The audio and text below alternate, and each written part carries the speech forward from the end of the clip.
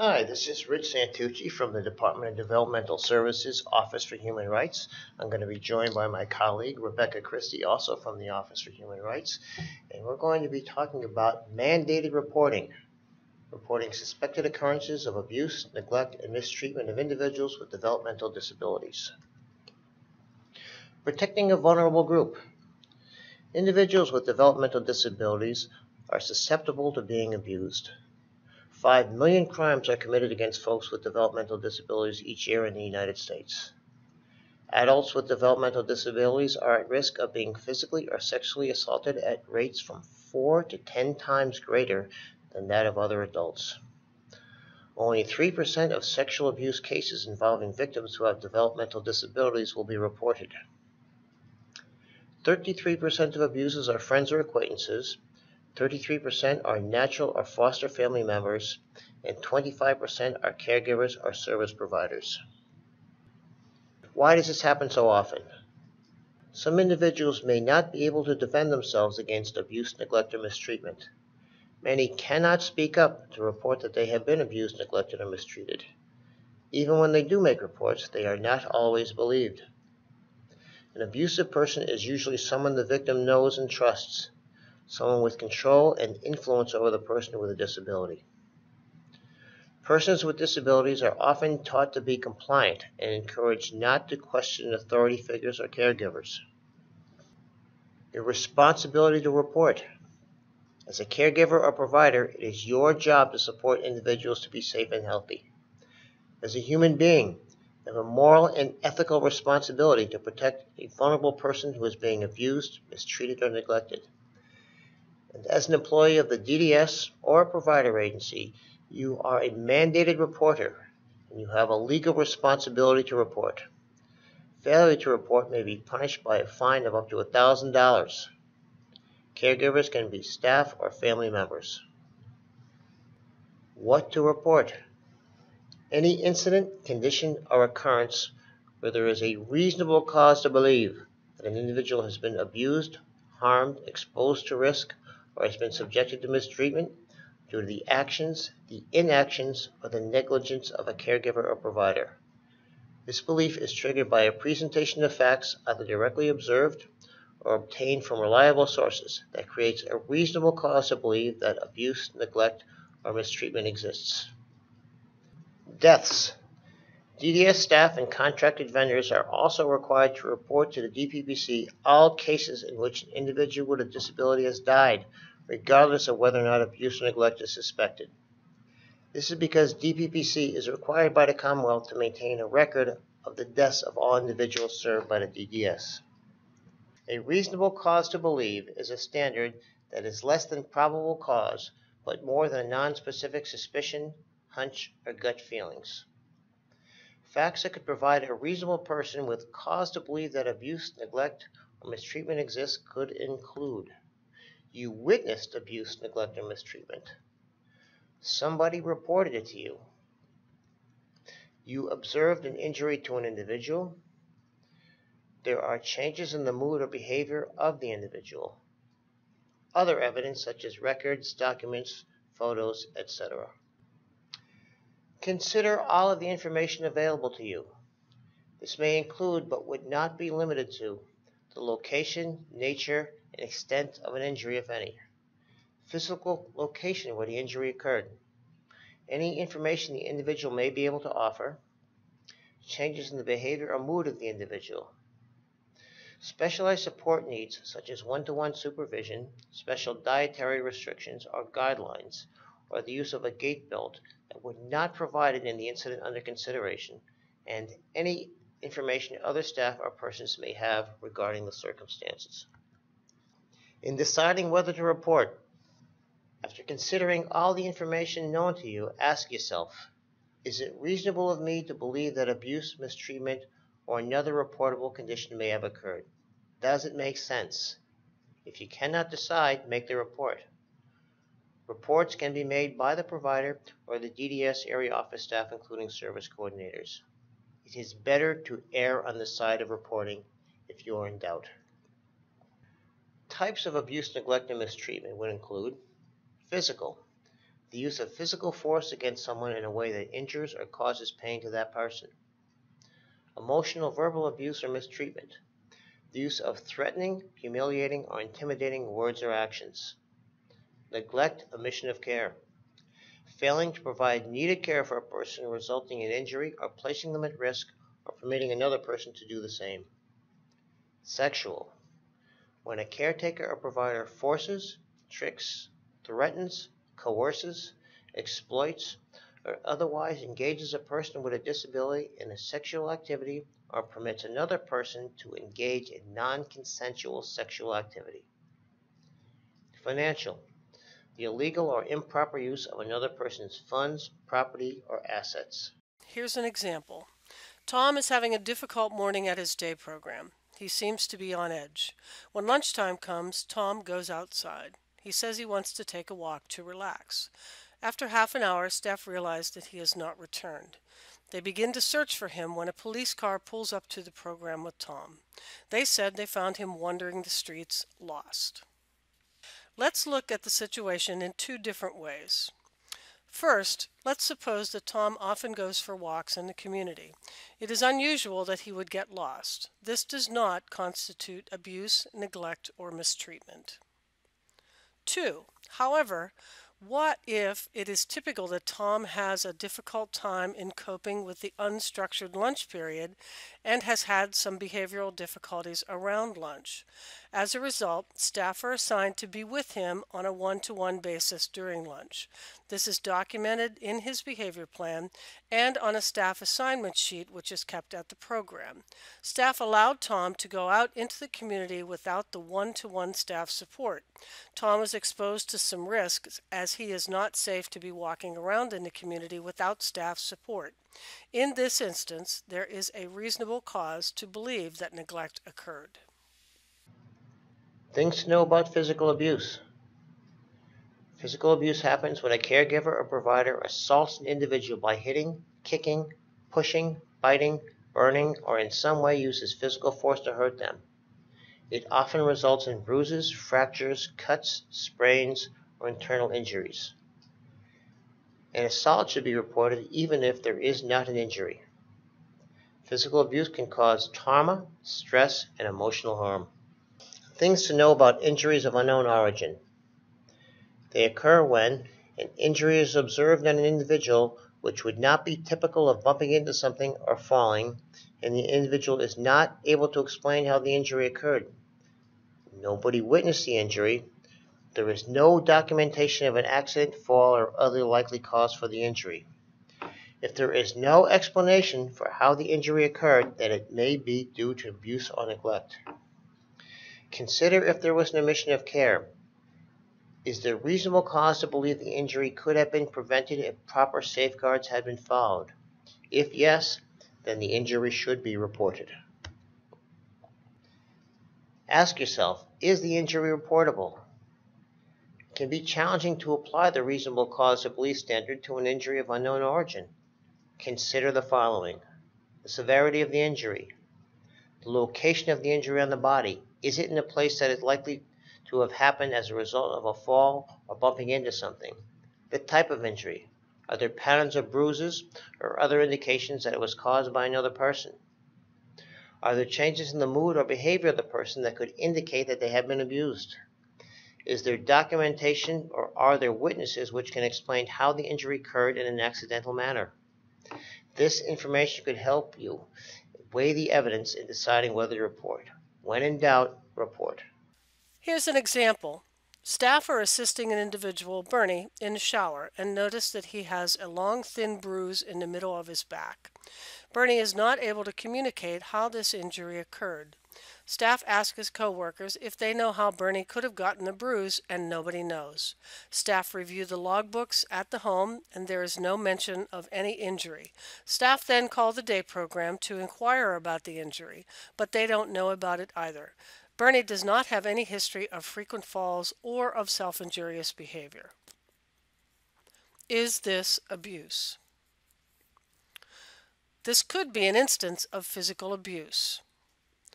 The bruise is evidence that something happened to Bernie. It occurred in a place that is not typical of a fall or bumping into something.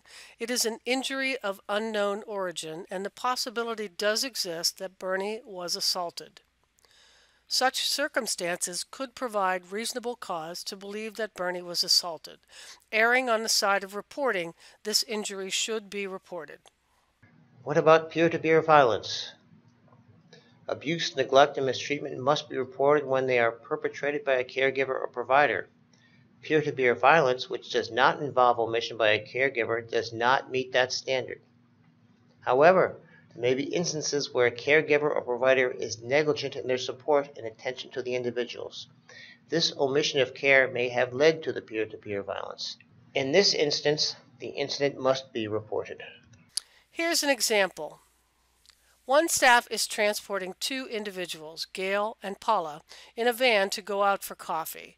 They have been arguing with each other all day. Paula has a history of assaultive behavior. On the way to the coffee shop, the staff stops at a convenience store to buy lottery tickets for themselves, leaving the individuals in the van. Paula punches Gail in the nose. Is this omission of care? This is an example of omission of care. The individual was injured as a result of staff negligence. The omission of care occurred because staff should have known that there was a significant risk of an assault, given Paula's history of assault and the arguing that was occurring between Paula and Gail. There is not an omission of care in every instance of peer-to-peer violence. In this example, staff knew that there was a risk of assault if the individuals were unattended. Staff decided to pursue a personal errand in neglect of their duties, which exposed the individuals to risk. Things to know about emotional or verbal abuse or mistreatment. Emotional abuse may be verbal or nonverbal. When a caregiver or provider uses words, actions, or gestures to threaten, humiliate, or intimidate an individual. It may be difficult to judge whether an interaction is abusive. Some indications that the threshold for verbal emotional abuse has been reached could include name-calling, insulting the individual with derogatory terms or swearing at them, screaming, yelling, displaying anger, rage, raising their voice at the individual, intimidating, using words or gestures to frighten the individual, threatening the individual with harm, punishment, or humiliation. If the individual is visibly upset after being called names, yelled at, intimidated, or threatened by a staff or caretaker, it is probably emotional abuse. Here's an example. An individual, Janet, is angry because her shared living provider, Kristen, will not take her shopping on a Saturday morning. Janet tells Kristen that she is going to call her guardian and say that Kristen is abusing her. Kristen tells Janet, "If you are going to lie about me, I am not going to allow you to use the phone. I am going to break every phone in the house and you won't be able to tell anyone about anything." Janet starts to cry and goes into her room. Is this mistreatment? This is verbal/emotional mistreatment. Even though Janet has not been injured or even exposed to risk, Kristen is threatening Janet and is intimidating her. Janet's claim that she was going to call her guardian and get Kristen in trouble does not justify this mistreatment. Things to know about neglect or omission of care. A caregiver or provider fails to provide the support services that are required, which results in an injury, a risk, or a mistreatment. Examples include a lack of proper supervision leads to peer-to-peer violence. Not following through on medical protocols leads to or exposes an individual to the risk of injury or illness. An individual who requires close supervision suffers a preventable fall or otherwise injures themselves due to the inattentiveness of staff. An individual is improperly dressed for weather conditions. An individual is not provided with sufficient healthy food or drinks. Individual medical support devices are not properly maintained. Here's an example. An individual at a community residence, Rich, has a doctor's order for a ground diet. It has been agreed to by the guardian. Rich wants to have a snack. Staff have seen him eat whole food which has not been ground on another occasion. They decide it is okay to give him a cookie, then go into the office to do paperwork. Rich begins to choke. He does manage to clear his airway with the assistance of staff. Is this omission of care? This is an example of omission of care. The individual was exposed to injury as a result of staff negligence. They did not follow the doctor's order. If there had not been an order for a ground diet, this would not be considered to be an omission of care. Some indicators of sexual abuse.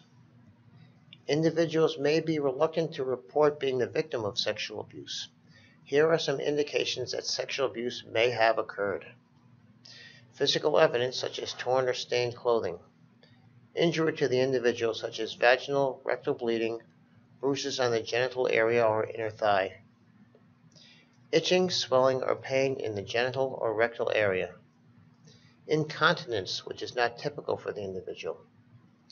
Changes in the behavior or mood of the individual, including becoming fearful and withdrawn, acting in a sexually provocative way, or being angry, crying, being more emotionally volatile than is usual.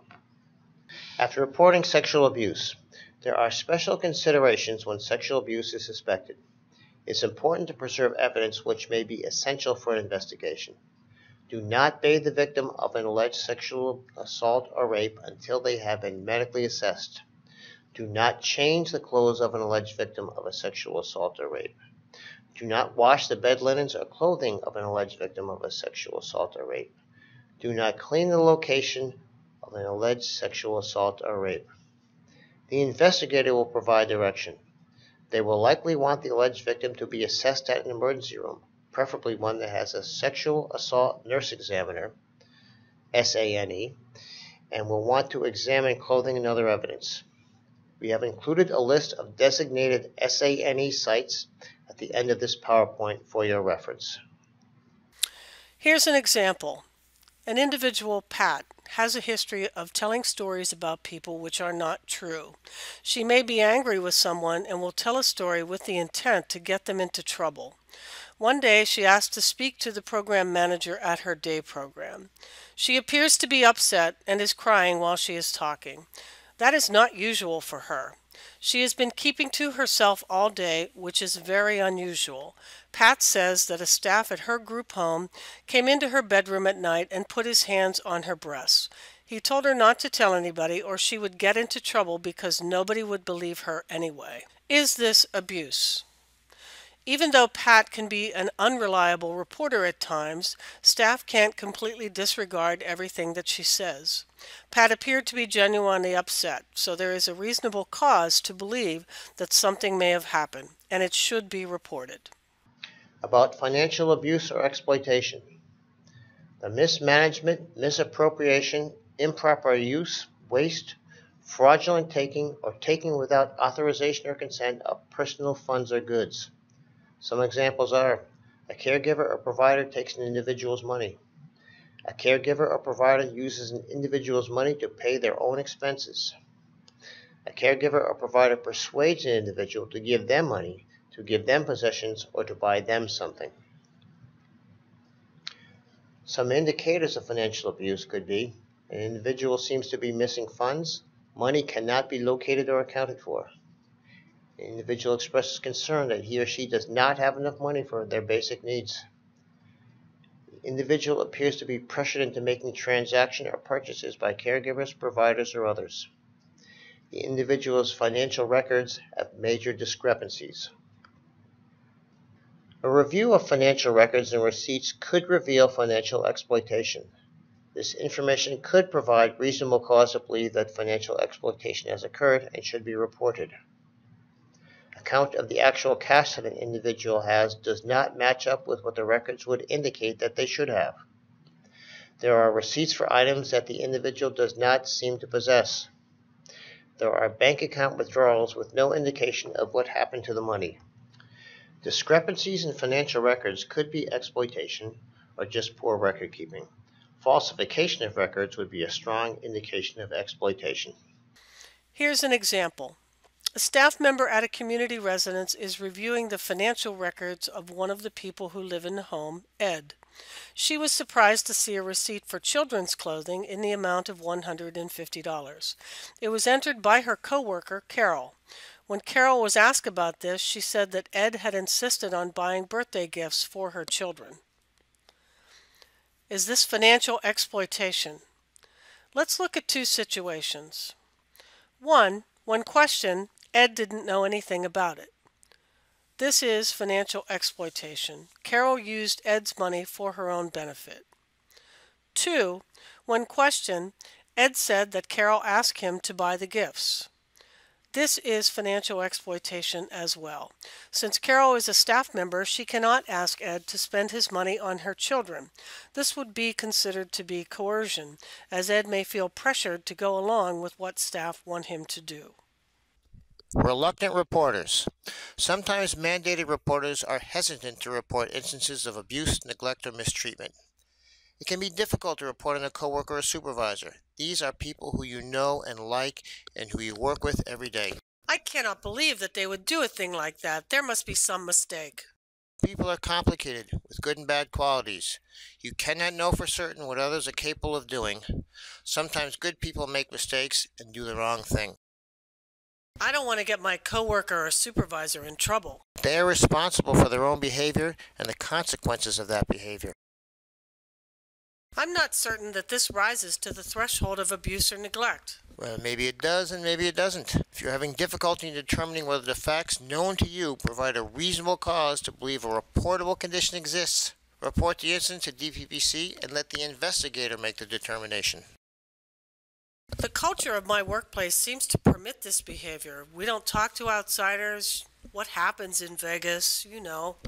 That culture of secrecy cannot apply to covering up the abuse or mistreatment of vulnerable individuals. Don't be wrongly influenced by others when you know what the right thing is. My boss won't be happy if I report this. I'm afraid I'll get into trouble. You are protected from retaliation by the law. Chapter 19C, Section 11 states, "No person shall discharge or cause to be discharged or otherwise discipline or in any manner discriminate against or thereafter take any other retaliatory action against any employee, client, or other person for filing a report with the Disabled Persons Protection Commission." You can't get in trouble for reporting.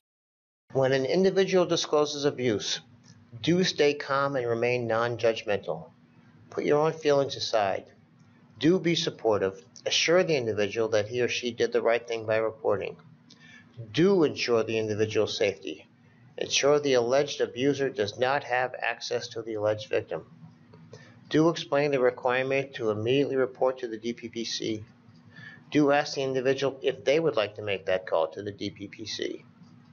Do gather the essential information by asking questions about what happened, where and when it happened, who is the alleged abuser, and who else was present, if anyone. Do prevent loss or destruction of known evidence. Don't agree to keep the information secret. Don't interpret or edit the information. Don't conduct an investigation. Don't interrogate the alleged abuser suspect. Don't touch physical evidence. Don't bathe, change clothes, or bed linens of an alleged victim of sexual abuse or rape until they have been medically assessed. How to make the report. Call the Disabled Persons Protection Commission, the DPPC, at 1-800-426-9009. In case of an emergency, call 911 first and then call DPPC.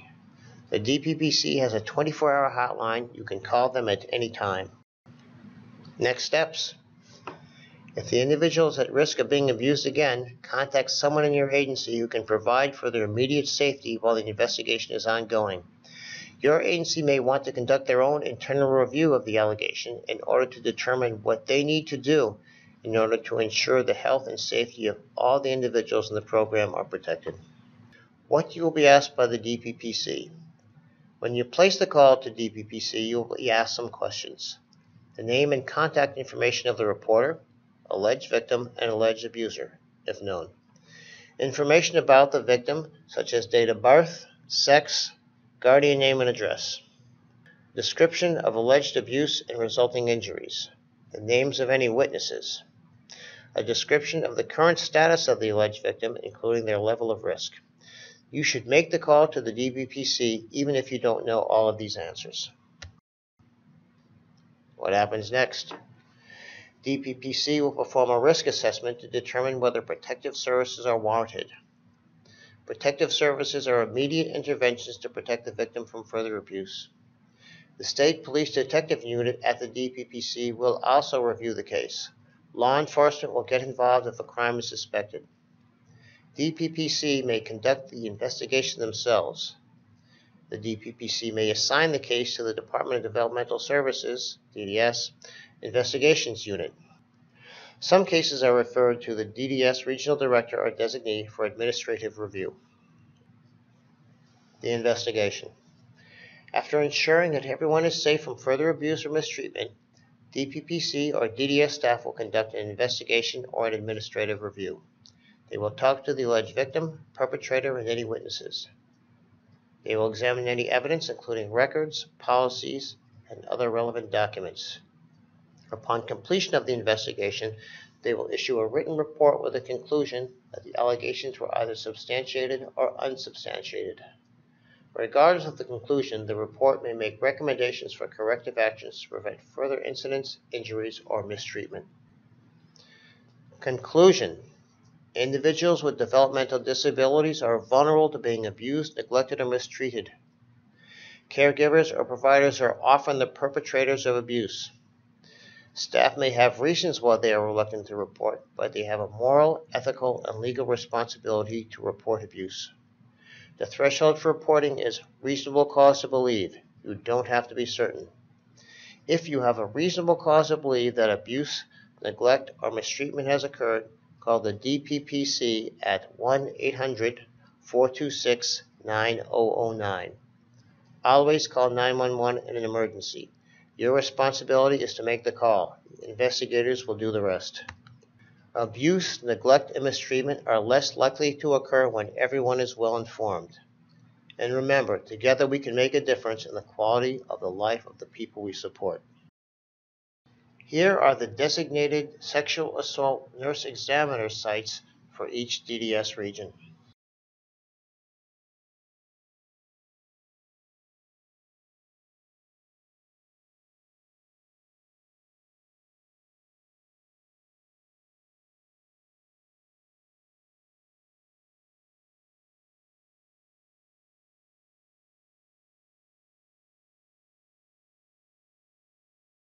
Thank you for listening. This concludes our mandated reporter training.